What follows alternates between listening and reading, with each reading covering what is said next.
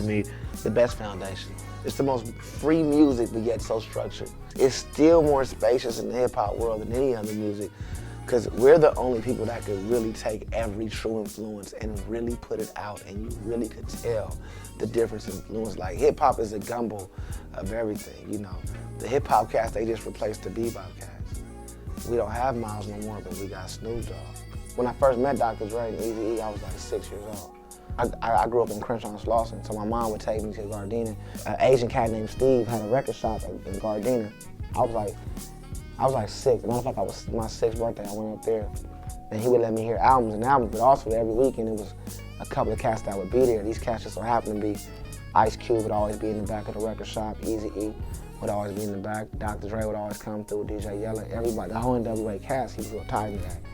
And I was such a, like, my first album in my life was EPMD, my second album was Boys in the Hood. Steve was like, hey, look, I know your mom, she's going around the corner, take this 12-inch single, the album. I still got all those albums too, the album. So that was the first time I heard cussing.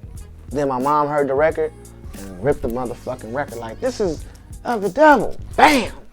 I was like, damn, mama, that shit was hard to me.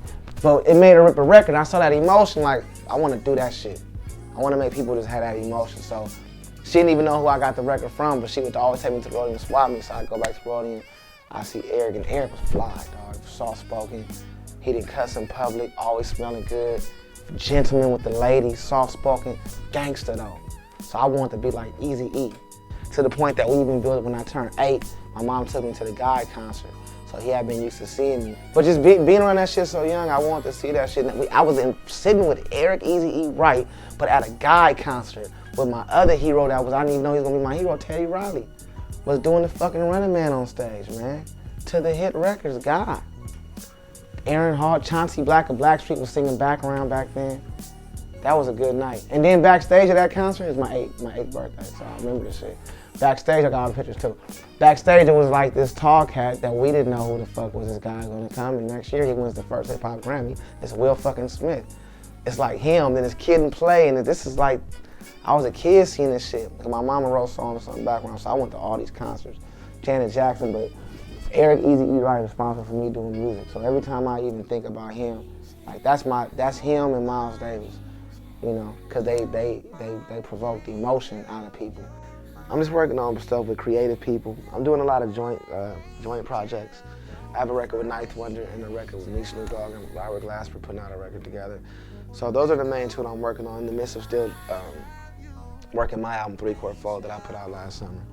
You know, just keeping the whole push going, you know. You're my angel. This is Kendrick Lamar shouting out my folks, R&R. Shout out to R&R. Right here on R&R Productions. I am rocking with R&R. I'm in here with R&R Productions, man. R&R Productions. R&R Productions. Click right here, subscribe, all right?